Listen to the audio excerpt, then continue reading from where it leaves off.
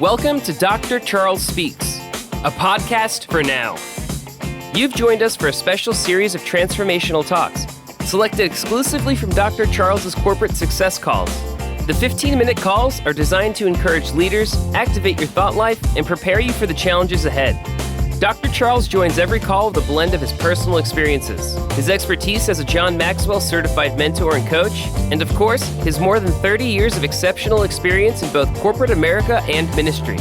Get motivated with Dr. Charles Speaks, a transformational talk from the Red Line on today's podcast, inspiring excellence and generating results. Good day, my friends. Another episode with Dr. Charles. You are on the Red Line, and this particular call, I guarantee you, it's all about starting off your day on a positive note. And what else? Inspire you to continue. That is, challenge yourself and your personal leadership growth. I trust that you're growing. I'm growing. I can see that I am making advancement and getting better and doing better. And I just know that those of you that are listening to me this day, you're getting better. You're getting stronger. You're getting wiser along the way. And so today, I have a question for you, because it's near and dear to my heart, and I think it's a question that will give you the insight of where I'm going to go on today. The question is, am I raising up potential leaders?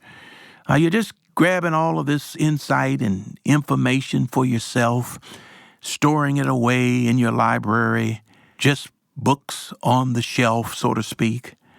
Or are you willing and ready to transfer the insights, the experience, the knowledge that you have?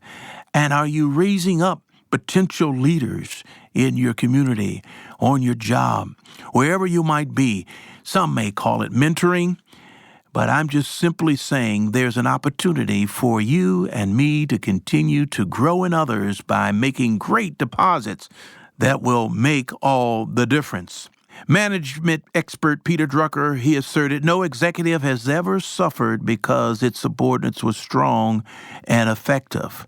The fact is, people become strong and they become effective only when they are given the opportunity to grow and to make decisions and to initiate actions and to solve problems and to meet challenges. Because remember, when we empower future leaders, when we pour into them, we're helping them develop the ability to work independently and to do it well. Remember that all people have potential to succeed, and it is our job as leaders and is to see that potential and to find out what it is that they lack and what it is that we can help and pour water on that seed that's going to grow and become someone special, someone great, equipping them with what they need in today's time. And when we think about raising up potential leaders, John Maxwell put it this way: grow a leader, grow the organization. A company cannot grow without until its leaders grow within. So unless you want to carry the whole load yourself, and you need to be developing leaders, that's what I'm saying to you today, is let's get in the game and let's develop positive leaders, because people can grow, people develop, and they become even more effective if they have a leader such as you and me who understands their potential value. That's the key. So when we're thinking about raising up potential leaders, we're looking at them of what they could become, the possibilities, the optimism of looking forward and knowing that there is truly a bright future ahead of us because we have bright young leaders coming after us. Number 2, I want to say to you, just remember those closest to the leader, listen, will determine the success level of that leader. That's thought-provoking. Those closest to the leader will determine the success level. Coach John Wooden, the coach who led UCLA, the Bruins, for many years, he was a great basketball coach, and they nicknamed him and called him the Wizard of Westwood. He brought 10 national basketball championships to the University of UCLA in a span of 12 years. 10 out of 12 years, he won it all.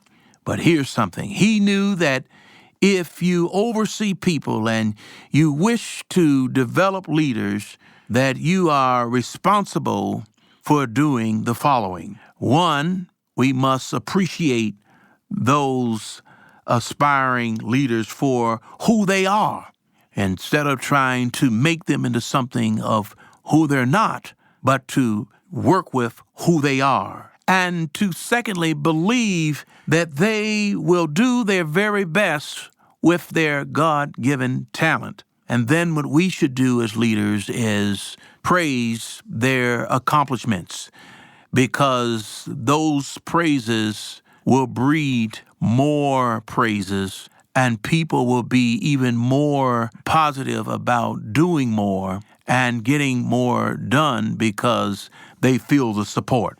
But at the end of it, as Coach Wooden would say, everyone is challenged to accept their personal responsibility, and we as leaders to accept the responsibility to lead them along the way. So when we talk about the question, am I raising up potential leaders, we start with the best that they have to offer. We believe that they too can contribute their very best with that. And as they make steps along the journey of growing and developing and learning, we pay praise to their accomplishments, and we accept it as not only as our responsibility, but we've given them the responsibility as well to work their craft. You remember another coach, Coach Bear Bryant? You know about him, of the University of Alabama. He would say, there's always just 3 things. If anything goes bad, I did it. If anything goes semi-good, then we did it. And if anything goes real good, they did it. And I thought that was very interesting, because I've put on the mantle of servant leadership on a while ago, because when I took self out of it, I realized that I am a servant and a leader, and those two go hand in hand. And in the development of people and coaching people, the reality is the person at the top, if things go bad, it falls on the leader. And if anything goes semi-good, then we did it as a team. And if anything goes really well, guess what? The players on the floor, the people who are in the game, they actually did it. They won it. They just simply took your vision, your instruction, your coaching, your encouragement, and they made it come true out onto the floor. So if you really want to be a successful leader, you must develop other leaders around you. Not followers, but other leaders around you. You must find a way to get your vision seen, your vision implemented, and contributed by others. Because when you do, and everyone buys in, and everyone works collectively, and it all comes together and works together, then you truly will understand what it means to be a servant leader, and what it means to understand that it takes a team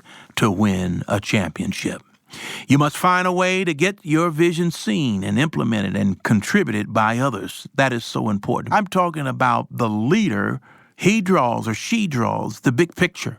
But in order to execute that, in order to take it out and to see it in a tangible way, then it's going to take other leaders to make it happen and become a reality.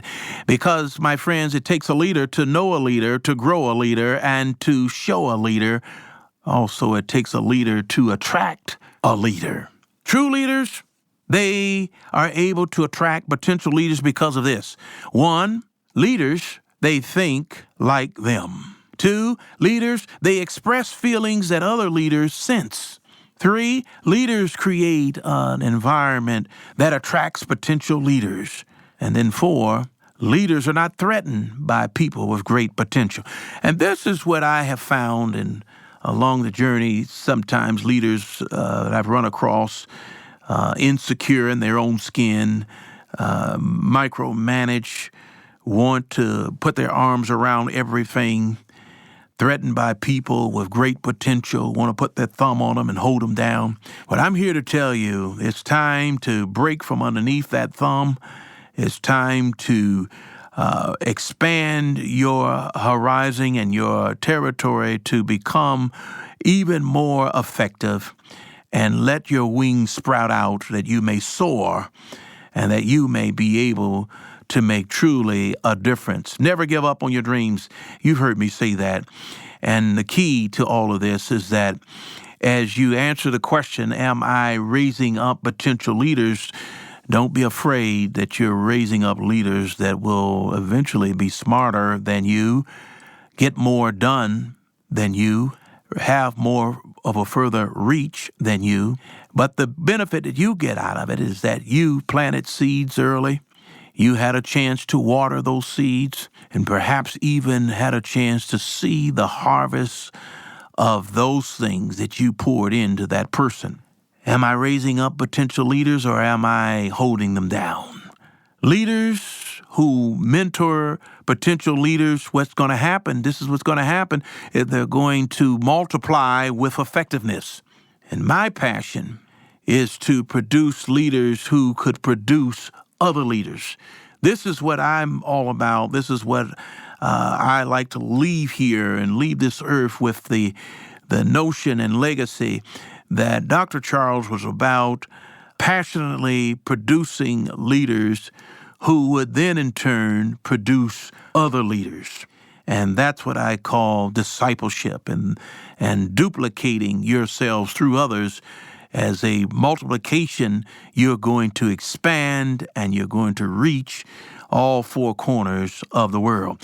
There is no success, folks, without a successor, because if you just live your life and take everything that you've learned and just shared it with a few people and you die on, it dies on with you. But when you're able to take things and share things and make them a part of other people's lives, they live on. And that's what we call legacy. Leaders who mentor potential leaders, as I said, they're going to multiply their effectiveness. And so there is no success without a successor. As I started today off with a question, am I raising up potential leaders, or am I building a team of followers versus a team of leaders? Am I truly leaving a legacy for those to follow? That's the question. And I wanted to provoke you today to think about that and to ponder those things, because you have something very valuable that you can share and you can deposit. No matter where you're at along the line of this journey, you too can make a difference. Thank you, my friends. This has been Dr. Charles. You have experienced another episode of Positive Leadership. God bless you. Now let's get back to work. Thank you for listening to Dr. Charles Speaks. Visit drcharlesred.com for booking info for your ministry, business, or leadership team. Get info about the Red Line, a 15-minute corporate success call each Monday morning with Dr. Charles. Follow Dr. Charles on all social media at Dr. Charles Red.